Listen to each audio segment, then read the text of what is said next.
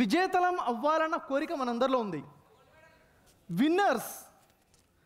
Winners don't do different things. What they do things differently. ఇంతవరకు ఎంతమంది అయితే విజయం సాధించారో, గొప్ప గొప్ప విజేతలుగా మారారో, వారు కొత్త కొత్త పనులేమీ చేయలేదు. పనులను కొత్త రకంగా చేశారు, కొత్త విధానంగా చేశారు.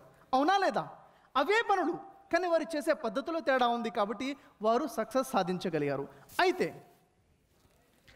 సక్సెస్ఫుల్ చెఫ్స్ ఉన్నారు. ఇక్కడ ఎంతమంది చెఫ్స్ ఉన్నారండి? ఎంతమంది చెఫ్స్ ఉన్నారు? సక్సెస్ఫుల్ చెఫ్స్కి ఉన్న తేడా ఏంటో తెలుసా? Successful chefs don't do different dishes, they do dishes differently. వారు సక్సెస్ఫుల్ చెఫ్స్ ఎవరైతే ఉన్నారో వారు కొత్త కూరగాయల్ని పండించి తీసుకొస్తారా? అవే వంకాయలు, అవే టమాటాలు, అవే బెండకాయలు, అవే దొండకాయలు, వాటినే చేసే విధానంలో తేడా. కొత్త వంటలు వండరు, అదే వంటని కొత్త విధానంలో వండుతారు. ప్రతి విజేత కూడా అవే పనులు కానీ కొత్త తరహాలో చేస్తాడు, సక్సెస్ని తన సొంతం చేసుకుంటారు. అవునా లేదా?